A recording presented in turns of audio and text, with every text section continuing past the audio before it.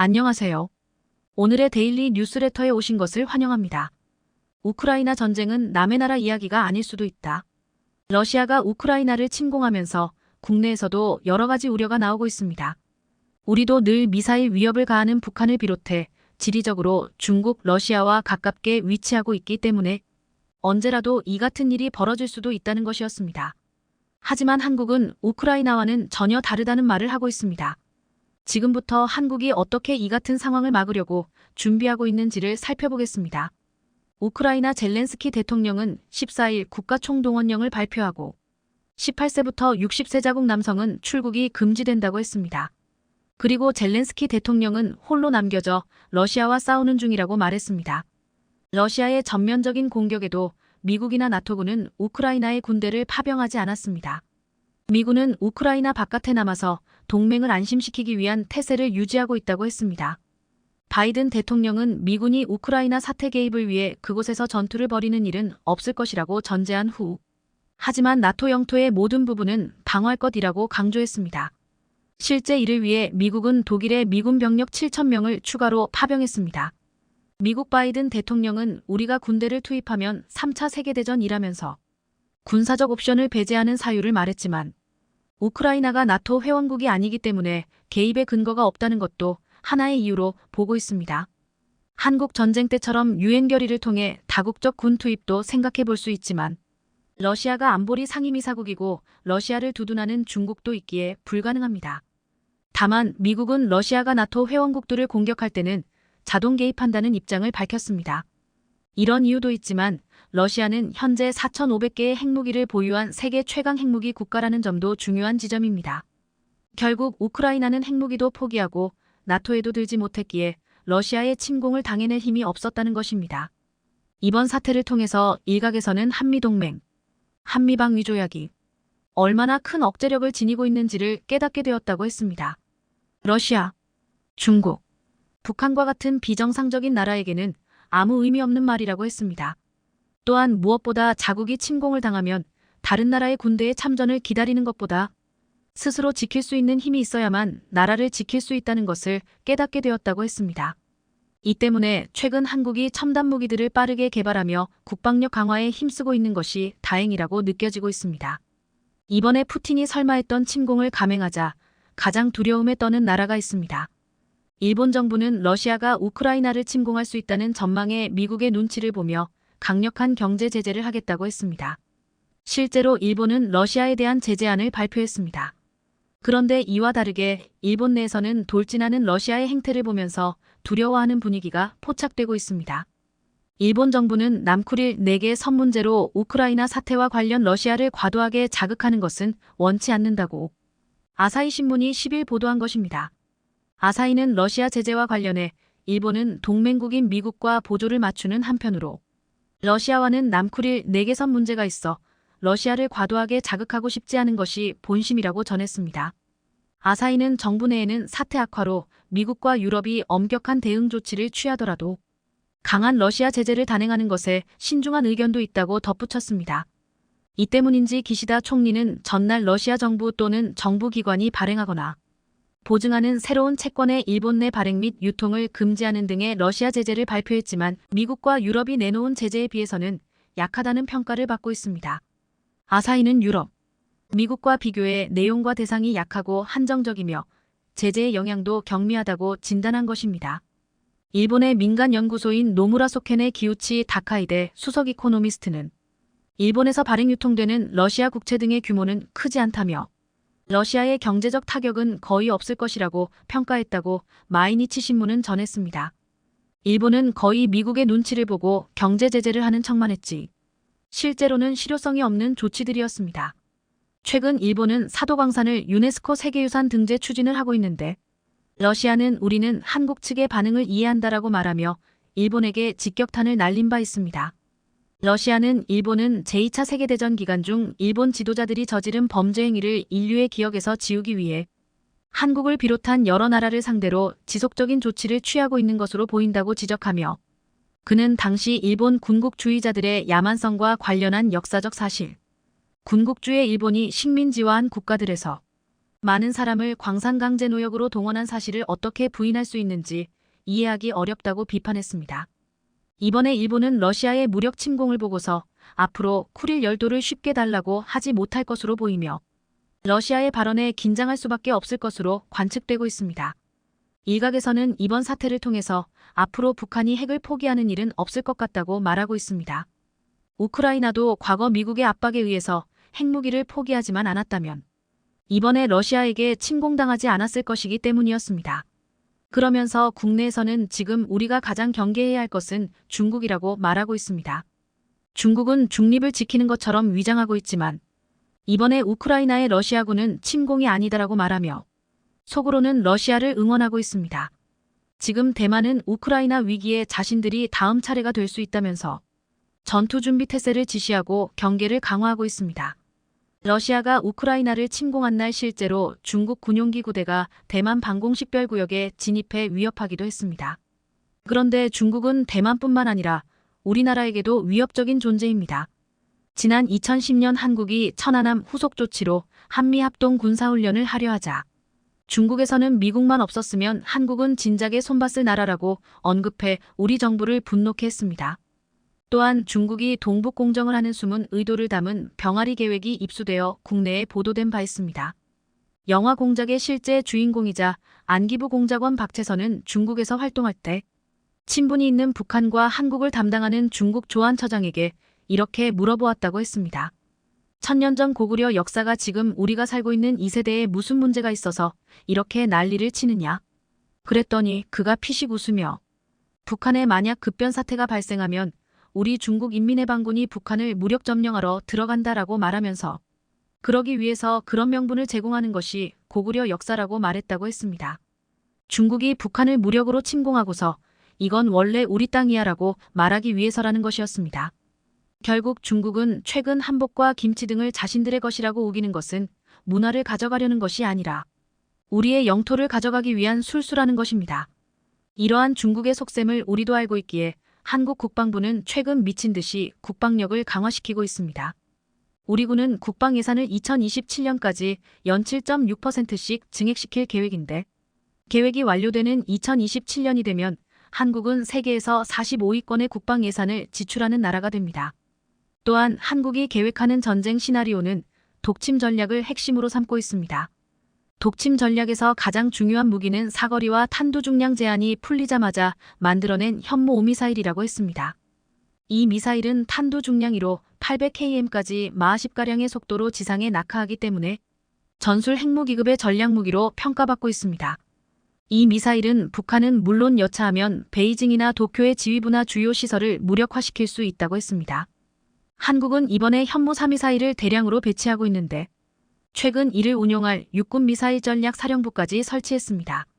한국의 독침 전략은 주변국인 러시아, 중국, 일본 등의 강대국을 상대로 전쟁이 나면 한국은 이기지 못해도 상대국을 정상적인 국가 운영이 불가능한 상태로 만들겠다는 것입니다. 즉, 대한민국을 함부로 건드리지 못하게 하겠다는 전략입니다. 미국에게서 미사일 사거리 제한 해제 등 많은 것들을 얻어낸 김현종 전 국가안보실 차장은 강자로부터 존중을 받기 위해선 3가지 조건이 필요하다고 했습니다. 1. 실력이 있을 것. 2. 아부아참을 떨지 말 것. 3. 성과를 낼 것. 중국의 경제가 생각보다 심각하다는 진단이 경제 전문가들로부터 나오고 있습니다. 이는 아무런 근거 없는 얘기가 아니라 국제사회에서 동시다발적으로 중국에 대한 제재를 강화하고 있다는 사실을 기반으로 하고 있습니다. 게다가 중국의 무역 규모 역시 추락에 추락을 거듭하고 있어 이대로 가면 중국 경제는 출구 전략을 찾기 전에 무너져 내릴 것이란 위험 진단이 나오고 있습니다. 상황이 이렇다 보니 중국 외교당국은 주변국인 한국을 향해 아시아 경제 공동체를 구상하자는 제안까지 내놓고 있습니다. 얼마 전까지 미국을 제치고 세계 1위 경제대국이 되겠다며 한국을 얕잡아 보던 중국이 이제 와서 한국에 대한 자존심을 굽히고 경제 공동체를 만들자는 제안을 하고 있는 이유와 중국 경제의 미래가 왜 영구적인 회복불능 상태에 빠졌는지 자세히 알아보겠습니다. 최근 우리나라 경제를 포함해서 전 세계 경기가 저성장 기조로 접어들고 있습니다. 원자재가 풍부한 일부 국가들을 제외하면 본격적인 경기 침체 신호가 여기저기서 감지되고 있는데요. 한국 역시 마찬가지인 상황으로 지난 16개월 연속으로 무역 적자를 기록하다가 이번 6월부터 본격적으로 흑자 전환을 하면서 이번 연말까지 흑자 기조를 이어갈 것으로 전망되고 있습니다. 그런데 한국이 지난 수개월 동안 무역 적자를 기록했던 원인과 최근 들어 무역 흑자를 기록한 원인 모두 중국 때문인 것으로 드러나고 있습니다. 지난 몇 년 사이 세계 경제의 큰 축을 담당하고 있는 미국과 유럽 그리고 인도마저도 경제협력국 대상에서 중국을 배제하는 결정을 내렸습니다. 즉 반드시 필요한 품목이 아니고서야 중국과의 무역은 최소한으로 한다는 정책이며 이런 국제적인 흐름에 우리나라 역시 자연스럽게 동참하게 되면서 한국의 무역 흑자국 1위인 미국에 이어서 2위를 기록하던 중국이 현재는 최대 적자국으로 변하게 되었습니다. 중국 정부에서도 한국이 국제사회와 손잡고 중국을 배제하려는 움직임을 보인다면 한국의 대중국 무역 적자는 더 커질 것이란 엄포를 놓았지만 이런 경고는 오래가지 못하게 되었습니다. 아이러니하게도 지난 20년 급성장한 중국의 성장 동력은 세계 경제 규모 1위인 미국으로부터 막대한 무역 흑자를 벌어들였기에 가능했는데 최근 미중 갈등이 극도로 심화되면서 20년 가까이 유지되어 오던 미국의 최대 수입국 타이틀을 다른 국가들에게 내주게 생겼기 때문입니다. 정확하게는 중국에서 생산된 제품을 대체할 수 있는 한국과 같은 국가들이 막대한 반사 이익을 얻고 있다는 점입니다. 이번 일을 통해 중국은 자신의 최대 무역 고객이던 미국 시장에서 철저히 배제되고 있으며 미국과의 무역 수지가 극도로 악화되고 있습니다.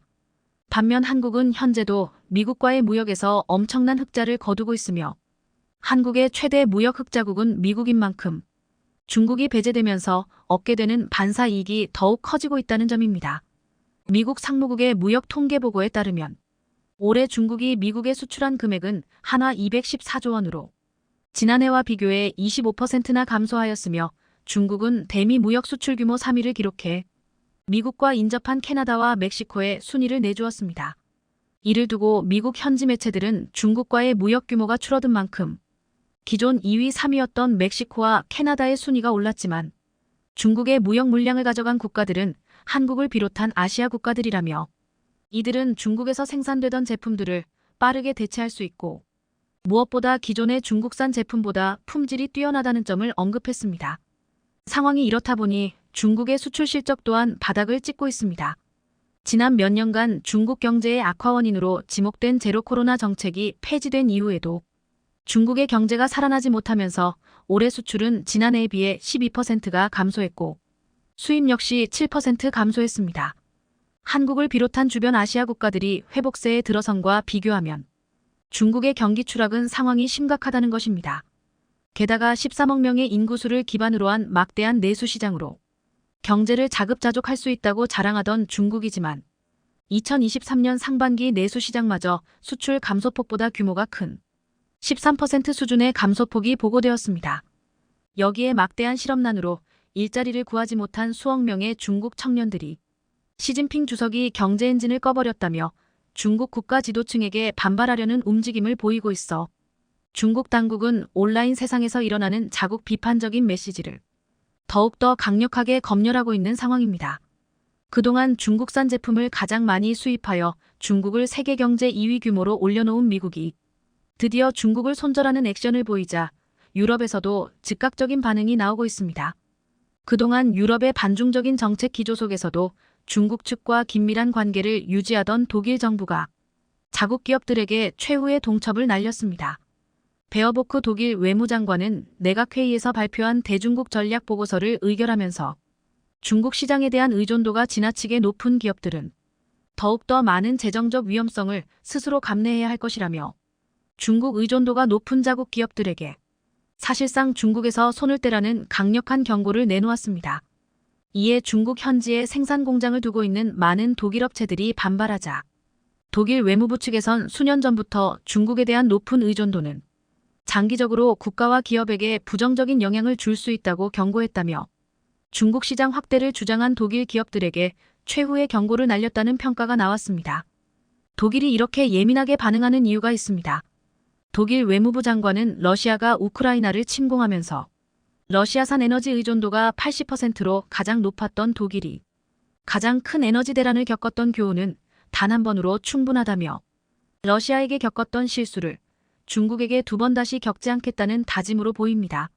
중국 역시 우크라이나를 탐내던 러시아와 마찬가지로 호시탐탐 대만을 노리고 있는 상황에 미국과 유럽의 기업들이 중국과 긴밀하게 연결되어 있으면 중국이 어떤 군사적인 행동을 하더라도 미국과 유럽은 중국의 행동에 어떤 대응도 못할 것이란 생각이었습니다.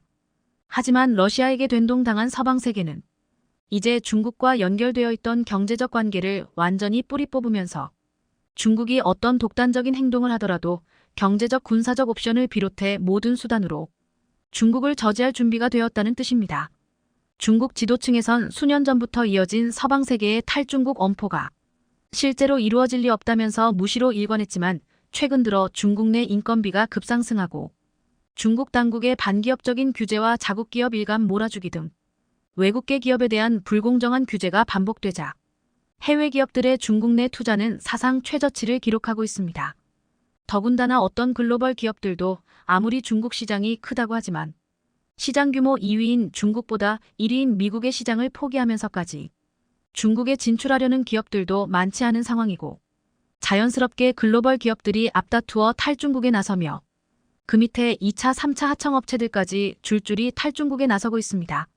과거 사드 갈등부터 제로 코로나까지 중국에게 순환을 겪어온 우리나라 기업들 역시 누구보다 빠르게 탈중국에 성공하여 동남아시아 등지에 새로운 둥지를 들었습니다.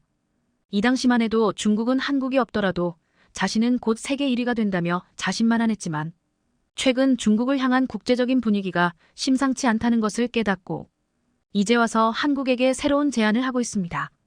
7월 초 중국 칭다오에서 열린 한중일 3자 포럼에서 중국의 왕이 외교부장은 한국과 일본을 향해 미국과 유럽의 서방 국가들은 한국인, 중국인, 일본인을 구분할 수 없다.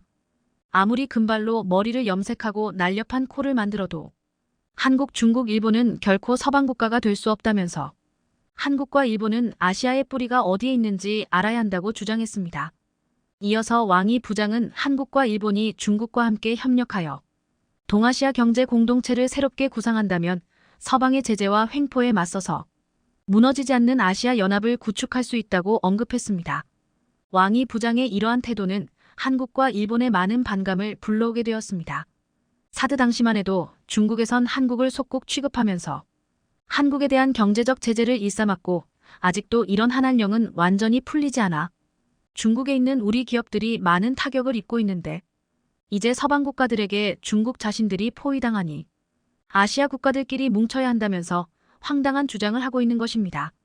그동안 콧대 높던 중국이 이렇게까지 한국을 향해 노골적인 협력을 요청한 적이 없었는데 자존심을 굽히고 한국에게 숙이고 들어왔다는 점에서 중국의 경제 상황이 세상에 알려진 것보다 더욱더 어렵고 회복불능의 경지에 도달했다는 분석도 나오고 있습니다. 특히나 중국이 선진국으로 가기 위한 발판이던 반도체 관련 기술과 생산이 올수돔되었고 스스로 경쟁 대상이라 판단하던 한국과 대만의 반도체 기술은 갈수록 발전해 중국과 기술 격차가 점점 벌어지는 상황에서 이대로 시간이 지난다면 중국은 자신보다 뛰어난 기술력을 가진 한국에게 경제적으로 완전히 종속될 수밖에 없는 상황이 다가오기 때문입니다.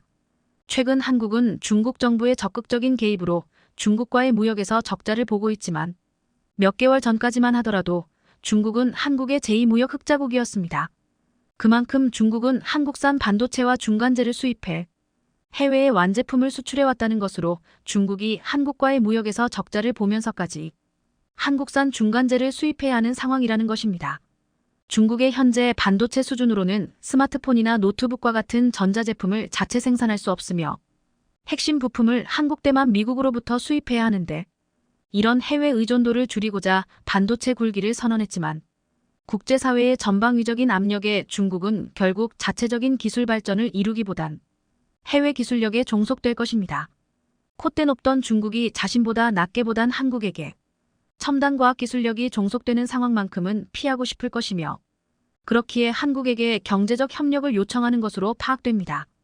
중국은 13억 인구 대국이지만 첨단 산업 없이는 더 이상의 경제 발전이 어려울 것이란 예측에 삼성전자의 3나노 반도체 기술 개발, 많은 전문가들의 예측을 비껴가고 삼성전자가 3나노 경쟁에서 승리를 차지하면서 1등 자리에 있던 TSMC는 대위기를 맞았습니다. 게다가 TSMC의 주요 단골인 인텔도 협력을 거부하며 TSMC가 구축한 공고한 위치가 흔들렸죠. 미국의 IT 기업들 역시 TSMC보다 삼성과의 협력에 관심을 보이는 상황. 대만 공격을 앞두고 있는 중국의 위험 역시 높아지는 가운데 자칫 잘못하면 TSMC가 무너질 수도 있다는데요. 삼성에서는 위기에 몰린 TSMC를 인수할 계획까지 세우며 공격적인 모습을 보이고 있습니다. TSMC와 삼성의 치열한 다툼 그 가운데 최종 승자로 거듭날 삼성전자의 놀라운 행보에 대해 지금부터 자세하게 설명해 드리겠습니다. 설마 했던 일이 사실로 드러났습니다. 조 바이든 대통령이 한국을 방문했을 때 삼성전자는 조 바이든 대통령에게 반도체 웨이퍼를 보여주었습니다. 첨단 기술이 집약된 이 웨이퍼에는 3나노 반도체 기술이 집약되어 있었죠. 미국 대통령에게 반도체 웨이퍼를 보여줬을 당시만 하더라도 삼성전자는 현재 3나노 기술을 연구 중인 것으로 알려졌을 뿐 첨단 기술을 가진 TSMC를 쫓아가진 못할 것이라는 인식이 지배적이었습니다. 3나노 반도체 기술 개발 최초는 TSMC가 차지할 것이라고 많은 이들이 바라봤죠. 그러나 삼성전자는 반도체 3나노 양산에 성공하면서 보기 좋게 많은 이들의 기대와 분석을 배신했습니다. 그동안 느긋한 대처를 보이고 있던 TSMC와 많은 반도체 전문가를 경악하게 만드는 결과였습니다. 경기도 화성 사업장에 위치한 곳에서 삼성은 3나노 반도체 양산을 발표했습니다. 차세대 트랜지스터 게이트올어라운드 GAA 기술을 적용했다고 말하며 TSMC보다 한 단계 더 앞섰다는 발표를 한 것입니다. 본격 양산 작업도 순조롭게 진행 중이라는 이야기도 남겼죠. TSMC의 기술로 뒤처졌던 삼성전자가 역전에 성공한 것입니다. 삼성전자 파운드리 매출은 6조 4천억 원 수준, 시장 점유율은 1분기 16.3% 수준에 불과합니다. TSMC는 이에 비해 53.6%를 기록해 압도적인 시장 지도자 위치를 선점하고 있었죠. 그러나 대한민국의 삼성전자가 TSMC를 처음으로 추월하면서 우위를 차지할 수 있게 된 것입니다. 반면 TSMC는 3나노 개발에서 한국에 밀리는 수모를 겪으면서 세계 최강 반도체 기업이라는 명예가 훼손되었죠. 그런데 대체 3나노 반도체 기술이라는 게 무슨 뜻일까요? 사실 반도체 전문가가 아닌 이상 이를 쉽게 이해하기 어려운데요. 반도체 기술에서 가장 중요한 것은 회로입니다.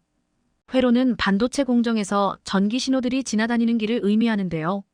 숫자가 작을수록 그만큼 반도체에 새겨진 전기 회로가 가늘다는 의미로 더 많은 회로를 새길 수 있다는 것을 의미합니다. 회로가 많이 새겨진 반도체일수록 더 많은 일을 할 수 있기에 같은 면적에서 더 많은 회로가 새겨지면 더 우수한 반도체라 할 수 있죠. 현재 기술로는 나노미터 수준에서 이 집약 회로를 만들고 있습니다. 회로가 작아질수록 상호 간섭이 심해지기 때문에 간섭 없이 집약된 회로를 많이 배치하는 기술이 매우 중요한데요. 삼성전자와 TSMC가 이 분야에서 노하우를 가지고 있는 상황. 이전 세대 기술인 4나노 기술은 두 기업 모두 보유하고 있기에 4나노보다 더 작은 3나노 시장을 누가 먼저 앞서는지에 따라 반도체 시장 점유율 차이가 발생할 수 있습니다. 그런데 삼성전자가 경쟁에서 치고 올라서면서 많은 IT 기업들이 삼성을 다시 본 것입니다. 당장 인텔이 TSMC와의 계약을 취소하며 간을 보기 시작한 것입니다. 대만 매체에 따르면 인텔이 차세대 CPU인 메테오 레이크의 GPU 생산 주문을 TSMC에 맡겼다가 취소한 사실이 알려졌죠. 인텔 공식 입장은 메테오 레이크의 내부 문제로 2023년까지 양산을 미룬 것이라고 밝혔는데요. 하지만 주요 업체인 인텔이 발을 뺀 것은 TSMC 입장에선 간단한 문제가 아닙니다. 파운드리 반도체를 수주받아 업체 대신 생산하는 TSMC 입장에서는 주요 업체 취소가 곧 자금 확보의 실패로 연결됩니다. TSMC의 기술력을 보여주지 못하는 점 역시 큰 손해죠. 다급한 TSMC는 삼성의 발표에 맞서 최근 놀라운 발표를 선보였는데요. 애플을 3나노미터 공정 첫 고객으로 확보하고 3나노 반도체 양산에 들어간다는 소식을 공개한 것입니다. 애플은 맥북 프로에 탑재하는 M2 프로 칩의 대상자로 TSMC가 개발하는 3나노 공정 반도체를 이용하기로 결정한 것이죠. 하지만 삼성전자의 뒤를 이어 급하게 기술을 선보이면서 많은 전문가들이 TSMC 개발에 의구심을 드러냈죠. 대형 고객사인 퀄컴과 엔비디아와 같은 회사들은 예년 같았으면 TSMC를 선택했지만 이번에는 선택을 미루며 삼성과 TSMC를 고민하는 상황. 기술을 먼저 삼성전자가 선점한 덕분에 TSMC와 경쟁이 가능해졌죠. 경쟁자의 성장만이 문제의 전부는 아닙니다. 대만을 시야에 둔 중국의 압박이 TSMC의 전망을 위태롭게 하는 요소입니다. 대만을 중심에 두고 사업을 전개하던 TSMC는 주요 생산 라인이 대만에 몰려있기에 중국의 포격에 절대 안전하다고 할 수 없죠. 펠로시 의장의 방문을 기점으로 급격하게 악화된 중국과 대만 관계. 대만의 중요 기업인 TSMC 역시 주요 고객이 중국에 있기에 미국과 중국의 힘겨루기 상황에서 자유롭지 못한 기업입니다. 주요 고객인 미국과 중국을 상대로 정치적 결단을 해야 했죠. 고민 끝에 TSMC는 미국의 편을 들었습니다. 류더인 TSMC 회장은 언론 인터뷰에서 양안 전쟁이 발생할 경우 이로 인해 초래되는 비극은 중국에게 그리 기분 좋은 일이 아니라는 말을 남겼습니다. 미국, 유럽, 일본 등 상호 연결성에 의존한 반도체 산업은 어느 한 곳이 피해를 받는다면 다른 쪽에도 영향을 주기 때문에 중국은 대만만이 아니라 전 세계를 상대해야 할 것이라는 은근한 암시를 주었죠. 일본 니혼게이자이 신문도 경제협력개발기구와 세계은행 데이터를 통해 전쟁을 상정해 피해액을 계산해보면 약 2조 6,100억 달러, 한화로 3,409조 원의 손실이 일어날 수 있다고 경고했습니다. 첨단 반도체 생산 기업인 TSMC를 주요 고객으로 두고 있는 중국 IT 회사 때문에 미국을 향해 중국이 무역 보복을 강행했을 때도 중국은 TSMC 반도체만은 보복에서 예외를 두는 꼼수를 드러냈죠. 중국의 2021년 기준 반도체 수입액은 4,325억 달러. 이 중 30% 이상이 대만 제품으로 미국과 경쟁에 나선 중국 첨단 제품의 상당수가 대만 제품입니다. 대만 반도체를 건드리는 것은 중국 경제의 자멸이나 마찬가지인 셈. TSMC는 중국이 자신을 건드리지 못할 것을 잘 알았습니다. 그러나 갈수록 치열해지는 산업 경쟁에서 중국이 최악의 결정을 내릴 수도 있다는 사실을 잊지 않았죠. 만약 중국이 속도전을 가정하고 대만 침공을 강행했을 경우 전쟁을 상정하지 않고 세운 TSMC의 계획은 모두 물거품으로 돌아갑니다. TSMC가 중국 공산당 손에 넘어갈 수도 있죠. 그럴 경우 TSMC가 보험으로 세운 일본 공장이 있습니다. 하지만 일본 공장은 이제 막 개발에 착수된 곳 당장 가동할 수 있는 공장이 아니기 때문에 적지 않은 타격을 감수해야 합니다. 중국의 위협을 무시하기에도 그렇다고 중국을 달래서 침공을 막는 것도 TSMC 입장에서는 답이 없습니다. TSMC가 미국 투자도 단행하면서 부랴부랴 공장을 늘리는 것도 이런 위기의식을 느꼈기 때문에 진행하는 것이지만 사실 이렇게 R&D에 들어갈 돈을 소모하는 것은 성장 동력을 깎아먹는 행위입니다. 삼성전자가 TSMC를 추월하며 기술 격차를 벌리는 가운데 TSMC가 전력을 다해 뛰어야 함에도 승산 가능성이 잘 보이지 않는 것은 지리적인 위험을 무시할 수 없기 때문입니다. 반면 삼성전자는 유리한 위치에서 TSMC를 바라볼 수 있죠. 이미 기술 개발에 있어 혁신을 이룬 것은 물론이고 이재용 삼성전자 부회장의 경영 참여 문제가 최근 해소되면서 CEO의 결정 문제가 해결되었기 때문에 투자에 박차를 가할 수 있기 때문입니다. 이 부회장은 이번 3나노 기술 개발에 기뻐하면서 원천 기술 확보에 삼성의 명운을 걸겠다고 나선 상황. 그는 5년간 450조 원에 달하는 투자 계획을 발표하면서 그중 3분의 2 이상이 반도체 개발에 쓰일 것을 이야기했습니다. 파운드리 공장 부지로 미국 테일러시를 선택한 것 역시 미국의 반도체 우선 정책과 결합해 큰 시너지를 낼 것으로 전망됩니다. 테일러시 공장을 통해 생산한 반도체는 미국의 반도체법에 저촉되지 않는 상품. 공격적인 미국 투자 덕분에 삼성전자는 거칠 것이 없다는 분석이 등장했죠. 이에 대응해 TSMC도 가만히 있진 않았습니다. 미국의 움직임을 알고 있었기에 TSMC 역시 애리조나 주 공장 건설에 엄청난 투자를 결정했습니다. 전략적으로 싱가포르에도 수십억 달러 규모의 새로운 반도체 공장 건설을 추진하면서 반도체 수요 공급을 맞추기 위해 TSMC가 다양한 공정을 준비해 기업들을 설득하고 있다는 소식도 언론 보도를 통해 등장했습니다. 삼성도 생산 라인을 다변화하며 TSMC에 적극 맞서고 있습니다. 브라질의 새로운 신규 공장 설립을 예고하며 남미 협력을 강화했죠. 브라질 언론에 따르면 파비오 파리아 브라질 통신부 장관이 삼성전자와 반도체 공장 투자 양해각서 MOU 체결 사실을 보도했습니다. TSMC의 공격적인 확장에 맞서 삼성전자도 브라질을 비롯한 남미 지역을 주무대로 반도체는 물론 삼성그룹의 주요 생산 라인을 넓히는 전략을 쓴 것입니다. 이 밖에도 4나노 파운드리 생산 능력을 확대하기 위해 기존 공장과는 다른 별도의 파운드리 신규 증설을 예고했죠. 일각에서는 흔들리는 TSMC를 삼성전자가 인수할 수도 있다고 바라보는 상황. 언론 보도에 따르면 삼성그룹이 2030년을 대비 의미 있는 M&A 인수합병을 시도할 수 있다고 말하며 그 대상이 TSMC일 수 있다는 분석이 등장했죠.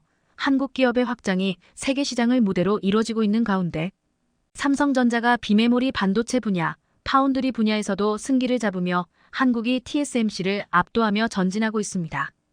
여러 가지 요인으로 인해 골머리를 앓는 TSMC는 당분간 삼성전자에 밀려 힘을 쓰지 못할 예정. 애플을 주요 고객으로 삼았으나 다른 곳에서도 영향력을 발휘하는 것은 TSMC 입장에선 쉬운 일이 아니죠. 강력한 반도체 시장 지배자로 우뚝 선 삼성전자. 삼성전자만이 아니라 한국의 주요 기업들이 세계 시장에서 놀라운 성과를 거두며 글로벌 경기가 악화하고 있는 가운데 전 세계 파운드리 시장 주도권을 두고 경쟁을 벌이고 있는 삼성과 대만 TSMC 간 점유율 차이가 1년 사이 조금 더 벌어졌다는 소식이 들려왔습니다. 시장 조사기관 카운터포인트 리서치에 따르면 파운드리 업계 1위 TSMC의 올해 1분기 글로벌 시장 점유율은 59%, 2위 삼성전자 파운드리는 13%로 나타났습니다. 1년 전과 비교하면 TSMC의 점유율은 더 높아진 반면 삼성전자의 점유율은 떨어지면서 차이가 39%포인트에서 46%포인트로 커졌는데요. 그런데 이렇게 점유율 격차를 더 벌렸다며 한국을 비웃던 대만에 최근 당황할 만한 일이 생겼다고 합니다. 바로 TSMC 대형 고객이 이탈하는 그 누구도 예상치 못한 반전의 상황이 펼쳐진 건데요. 기세등등하던 TSMC가 삼성 때문에 고꾸라지는 모습을 보이고 있다는데 자세히 알아보겠습니다. 향후 5년 안에 TSMC를 제치겠다는 승부수를 띄운 삼성의 전략이 이제 본격적으로 먹히고 있는 것으로 보입니다. 실제로 최근 삼성은 TSMC의 주요 고객사로 알려진 AMD의 4나노 물량을 TSMC로부터 빼앗는 등 꾸준히 파운드리에 투자를 늘려온 그간의 노력이 빛을 보게 됐는데요. IT 팁스터 코너에 따르면 얼마 전 AMD는 삼성 파운드리의 4나노 공정에서 차기 프로세서를 생산하기로 결정했습니다. 그리고 이런 소식이 들려오자 TSMC 내부에선 아연실색하며 큰 위기 상황임을 그제서야 깨달았다고 합니다. 그것도 그럴 것이 AMD는 TSMC 전체 매출의 10%나 차지하는 주요 고객사이기 때문입니다. 실제로 앞서 젠4 아키텍처 기반의 CPU 라이젠 7000 시리즈를 TSMC의 5나노 공정에서 양산했으며 젠3 아키텍처를 쓴 라이젠 에픽 프로세스 생산도 TSMC에서 진행했었습니다. 그래서 때문인지 TSMC는 이번에도 당연히 AMD의 4나노 물량을 자신들에게 맡길 거라고 확신했는데 갑자기 예상치 못한 상황이 펼쳐지자 이성을 잃고 만 겁니다. 그런데 이렇게 TSMC와 협력을 다지던 AMD가 갑작스레 삼성과 손을 잡게 된 결정적인 이유가 따로 있을 것 같은데요. 그 이유는 바로 삼성의 안정적인 생산에 있는데 TSMC 적기 생산이 어려울 수 있다는 우려가 제기되면서 삼성으로 파트너사들 들은 것으로 보입니다. 세계 경기 둔화 여파로 파운드리 업황은 침체됐으나 고성능 칩에 대한 주문은 꾸준한 상황인데요. 실제로 카운터포인트 리서치에 따르면 작년 3분기 파운드리 공정별 매출액 점유율은 45나노가 22%로 가장 높았는데 애플과 퀄컴, AMD, 엔비디아 모두 45나노 칩을 내놓았기 때문입니다. 그리고 이들 회사의 파운드리 물량 대부분을 TSMC에서 생산했는데 카운트포인트 리서치는 TSMC가 45나노 공정 매출의 80% 이상 차지했다는 분석을 내놓았습니다. 이런 가운데 4나노 공정 수요가 늘면서 TSMC가 주문을 전부 소화하지 못할 수 있다는 관측이 반도체 업계 안팎에 나돌며 TSMC가 아닌 다른 대안을 찾아야겠다는 목소리가 커졌습니다. 실제로 TSMC가 주문량을 소화하지 못하면서 AMD는 앞서 신제품 출시를 3월에서 4월로 연기했는데 인텔과 치열한 경쟁을 벌이고 있는 상황에 TSMC 때문에 제품 지연이라는 큰 악재를 맞게 된 겁니다. 이런 이유로 AMD TSMC를 배제하고 삼성을 찾을 수밖에 없었던 건데 여기엔 삼성의 수율 향상 노력도 크게 작용했던 것으로 전해집니다. 삼성은 핀팻 기반으로 4나노 공정 버전을 업그레이드하고 수율을 개선해왔는데 반도체 업계에선 4나노 수율을 60%에서 70%대로 끌어올렸을 거라 보고 있습니다. 이렇듯 삼성은 본격적으로 AMD와 협력해 파운드리 수주를 확대하면서 TSMC를 바짝 추격할 전망인데요. 더구나 전력 소모량 측면에서 3세대 버전을 활용한 AMD가 인텔보다 경쟁력을 지닐 것으로 보이면서 여러모로 삼성에겐 희소식임이 들림없어 보입니다. 그런데 사실 앞서 작년부터 반도체 업계에선 AMD와 퀄컴을 비롯한 반도체 설계 기업이 첨단 시스템 반도체 생산을 TSMC에 모두 의존하면서 한계를 느끼고 있다는 이야기가 펴지기 시작했는데요. 그래서 삼성이 TSMC의 핵심 고객사들의 위탁 생산 물량을 수주할 거라는 기사까지 나왔는데 이번에 실제로 TSMC에게 물량을 뺏어온 겁니다. 더구나 인텔보다 2세대 가까이 앞선 TSMC의 최신 공정을 활용해 CPU를 내놓은 AMD가 애매한 성능 향상과 높은 가격으로 인텔에 밀리게 되자 TSMC를 외면하게 된 것으로 보입니다. AMD 최대의 무기나 다름없던 TSMC의 최신 공정이 비용 대비 효율성 측면에서 이렇다 할 장점을 보여주지 못하면서 가격도 비싼 TSMC를 찾을 이유가 없는 겁니다. 실제 작년 10월 인텔이 공개한 CPU 6종을 벤치마크 결과 한 달 앞서 나온 AMD를 넘어서는 성능을 보이면서 호평을 받았습니다. 인텔은 기존의 10nm 공정에서 제품을 생산했고 AMD는 TSMC의 5nm 공정으로 생산했지만 2세대나 앞서 있는 TSMC의 공정을 사용하고도 칩의 가격 대비 성능 측면에서 인텔에 밀린 겁니다. 이런 상황이 펼쳐지자 반도체 업계에선 AMD가 인텔에 밀린 게 TSMC의 공정을 맡긴 이유가 크다며 앞으로는 삼성에게 더 많은 기회가 올 거란 전망이 있었습니다. 이렇듯 최근 TSMC는 절체절명의 위기를 맞은 것으로 보이는데요. 실제로 TSMC는 설비 투자를 대규모로 줄이고 저조한 서비스를 내놓는 등 힘이 빠지고 있는 중으로 삼성이 TSMC의 독주에 제동을 걸 기회를 잡았다는 분석이 나옵니다.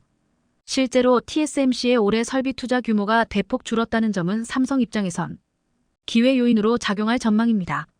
TSMC는 이달 9일 열린 이사회에서 5천억 원 규모의 반도체 생산 라인 투자 안건을 의결했는데 지난 2월 이사회 때의 설비 투자 안건보다 무려 2배 가까이 급감했습니다.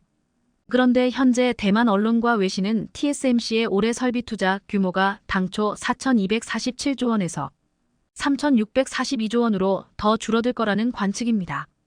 이뿐 아니라 반도체 업계에서는 미세 공정이 고도화할수록 TSMC의 파운드리 서비스가 고비용 저효율의 양상을 띠면서 부진한 평가가 잇따르고 있다는 점 역시 삼성에게 유리하게 작용할 거라고 보고 있습니다.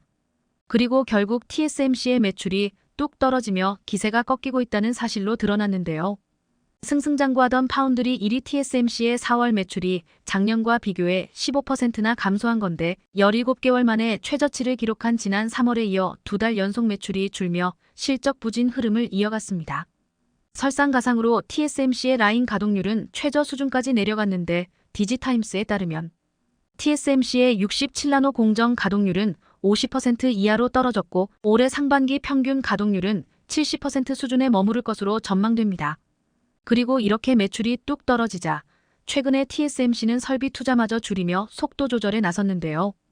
TSMC의 올해 매출이 2015년 이후 처음으로 감소할 거라는 관측이 나오고 있는 가운데 TSMC가 이달 열린 이사회에서 투자를 절반으로 확 줄였다고 앞서 말씀드렸는데 삼성만은 전혀 다른 행보를 보여 주목을 받고 있습니다. 삼성은 올해에만 50조 원에 달하는 파운드리 설비 투자를 진행할 계획으로 이 가운데 2030%에 달하는 10조 15조 원을 파운드리에 투입해 추격 찬스를 잡겠다는 겁니다. 이런 가운데 삼성 파운드리의 두드러진 성장세는 수치로도 확인되고 있습니다. 옴디아에 따르면 삼성 파운드리 사업부는 작년에 208억 달러의 매출을 올려 사상 처음으로 연매출 200억 달러를 넘어섰습니다. 또 삼성 파운드리는 시스템 LSI 사업부에서 독립한 첫 해인 2018년과 비교해 연평균 16%나 성장하며 상승세를 타고 있는데요. 최근엔 자율주행 자동차용 칩, 서버용 칩 등 설계도를 들고 삼성 파운드리를 찾고 있다는 소식이 반도체 업계에서 소문이 났다고 합니다. 물론 미국계 빅테크 기업으로부터 주문도 꾸준히 늘고 있는 상황입니다. 삼성은 앞서 AMD에 이어 퀄컴과 구글을 고객으로 확보하며 거센 추격을 해오고 있습니다.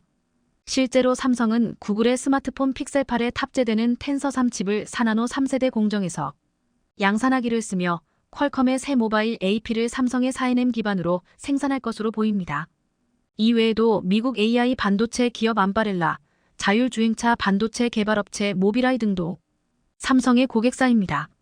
그런데 이제 삼성의 영향력은 차량용 반도체까지 확산될 것으로 보이는데요.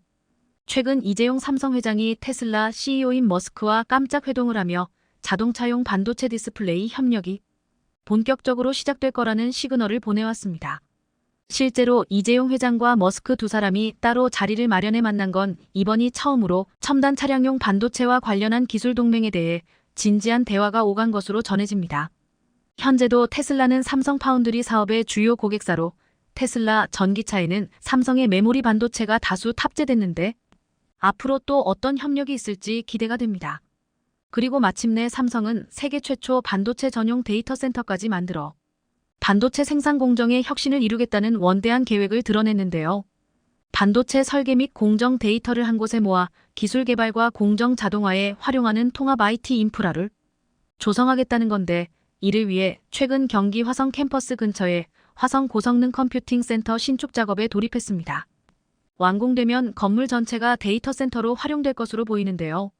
이런 삼성의 기세를 보면 TSMC의 기술을 따라잡는 건 물론 시장 1등도 예상보다 더 빨리 달성할 것으로 보입니다.